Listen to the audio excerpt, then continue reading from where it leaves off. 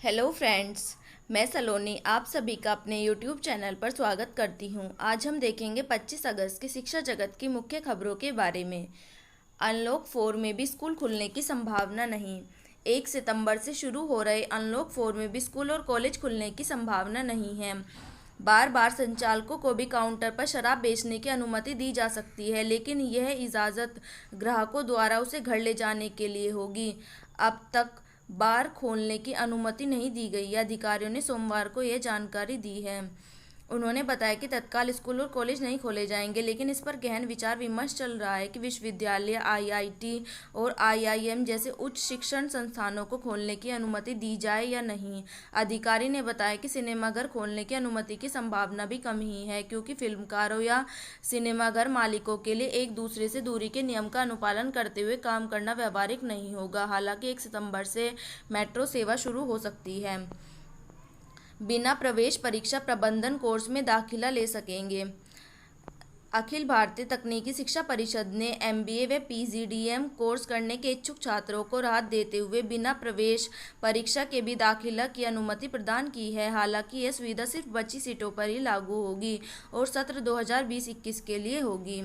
स्नातक के अंकों के आधार पर दाखिला देने की अनुमति दी गई। यह सुविधा 2020-21 के लिए सिर्फ बची सीटों पर लागू होगी। आज पूरा होगा पीसीएस इंटरव्यू, सितंबर मध्य तक परिणाम। कई बार संशोधित किया गया साक्षात्कार का कार्यक्रम। 918 पदों पर होनी है भर्ती। मेंस में 2669 अभ्यर्थी हुए थे सफल। पीसीएस 2018 का इंटरव्यू 25 अगस्त को पूरा हो जाएगा।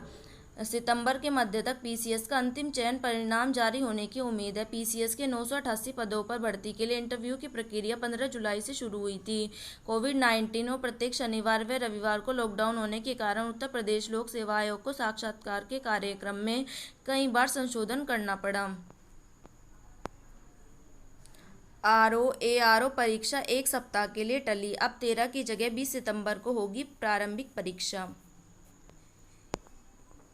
सत्यापन के इंतजार में शिक्षकों की जांच रिपोर्ट। बेसिक, माध्यमिक, उच्च शिक्षा संस्कृत बोर्ड एवं मदरसा बोर्ड के शिक्षकों के प्रमाण पत्रों की जांच में देरी हो सकती है। सरकार की ओर से जांच शुरू करते समय जुलाई के अंत तक संबंधित विभागों से रिपोर्ट देने को कहा गया था। जिलों में अपर जिलाधिकारी की अध्यक्षता में जांच टीम ने बेसिक, माध्यमिक एवं उच्च शिक्षा सहित संस्कृत मदरसा बोर्ड के शिक्षकों से उनके प्रमाण पत्र मांगे। असिस्टेंट प्रोफेसर भर्ती के लिए काउंसलिंग आज से। समाजशास्त्र विषय में 273 पदों पर होनी है नियुक्ति। 450 सर्वोदय स्कूलों में होगी नर्सरी की पढ़ाई। दिल्ली सरकार अगले सत्र से लगभग 450 सर्वोदय स्कूलों में नर्सरी कक्षा शुरू करने की तैयारी कर रही है। वर्तमान में 301 स्कूलों में नर्सरी की कक्षाएं चलती हैं। 6 साल से कम उम्र के बच्चों को सीखने के ज़्यादा अवसर मिले, इसलिए यह प्रयास किए जा रहे हैं। सरकार ने इस योजना को अपने विजन 2030 में भी शामिल किया है। एमबीए पीजीडीएम में स्नातक के अंकों से मिलेगा दाखिला, जैसे कि हम पहले बात कर चुके हैं इसके बारे में। मूल्यांकन और प्रोजेक्ट कार्य कराएंगे शिक्षक। ई ज्ञान गंगा के तहत माध्यमिक विद्यालय वर्चुअल स्कूल में बदल चुके हैं। कक्षा 9 से 12 तक के लिए दूरदर्शन, उत्तर प्रदेश व स्वयं प्रभा चैनल पर सोमवार से शुक्रवार तक पाठ्य सामग्री प्रसारित की जा रही है। इस व्यवस्था में भी शिक्षकों को अनिवार्य रूप से विद्यार्थियों का मूल्यांकन व प्रोजेक्ट संबंधी कार्य कराना होगा। पूरी शिक्षण व्यवस्था की निगरानी भी की जाएगी। इसके लिए जिले में 84 नोडल प्रधानाचार्य बनाए गए हैं। एलटी ग्रेड की तरह होगी टीजीटी की नई भर्ती। 1 माह में टीजीटी भर्ती 2013 के खाली पदों को भरने का ले निर्णय हाई कोर्ट।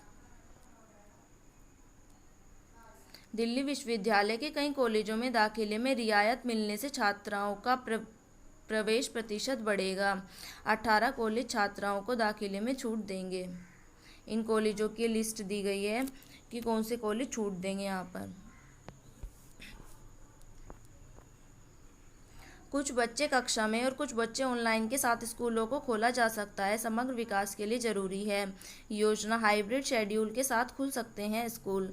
अगले महीने से अनलॉक 4 प्रारंभ हो जाएगा। मौजूदा हालातों को देखते हुए स्कूल कॉलेजों के खुलने के आसार नहीं हैं, लेकिन एक मेडिकल पत्रिका ने अपनी रिपोर्ट में बताया कि कोरोना से निपटने की कारगर योजना के साथ हाइब्रिड शेड्यूल कुछ बच्चे तो कक्षा में और कुछ बच्चे ऑनलाइन के साथ स्कूलों को खोला जा सकता है। छात्रों के समग्र विकास के लिए जरूरी है, क्योंकि क्योंकि ऑनलाइन शिक्षा सबको हासिल नहीं हो सकती। इसमें बच्चे पिछड़ रहे हैं। फिर लॉकडाउन से भी क्षति हुई है। 9वीं 11वीं में अभी तक 5 लाख रजिस्ट्रेशन भी नहीं। यूपी बोर्ड के 28,000 से अधिक स्कूलों में 9वें 11 के रजिस्ट्रेशन और 10वें 12 के आवेदन पत्र जमा करने की अंतिम तिथि बढ़ाने के बावजूद प्रवेश में सुधार होता नहीं दिख रहा है। अब तक कक्षा 9वें 11 के 5 लाख से भी कम छात्र छात्राओं का रजिस्ट्रेशन बोर्ड की वेबसाइट पर हुआ है। 10वें 12वीं के आवेदन पत्र जमा के होने के बाद स्थिति साफ होगी, लेकिन बोर्ड सूत्रों स्कूलों की माने तो इसमें भी कोई खास सुधार नहीं हुआ है। स्कूलों को मार्कशीट लेने में लापरवाही पर नोटिस। राजधानी में यूपी बोर्ड के 75 स्कूल प्रबंधन अभी तक हाई स्कूल के बच्चों की मार्कशीट नहीं ले गए हैं। जिला विद्यालय निरीक्षक कार्यालय के स्तर पर इन सभी के खिलाफ कार्रवाई शुरू कर दी गई है। सभी को नोटिस जारी किया गया है। कोरोना काल में स्कूलों पर बैठक। आज कोरोना संक्रमण के बीच राजधानी के स्कूलों में पढ़ाई को लेकर मंगलवार को एक बैठक का आयोजन किया जा रहा है। जिला विद्यालय निरीक्षक डॉक्टर मुकेश कुमार सिंह की ओर से आयोजित इस बैठक में यूपी बोर्ड से संचालित विद्यालयों के प्रिंसिपल शामिल होंगे। राजकीय हुसैनाबाद इंटर कॉलेज में बैठक होगी। परीक्षा फल आने के बाद डीएलएड में प्रवेश। लखनऊ 2020-21 में प्रवेश स्नातक अंतिम वर्ष का परीक्षाफल घोषित करने के बाद ही होंगे।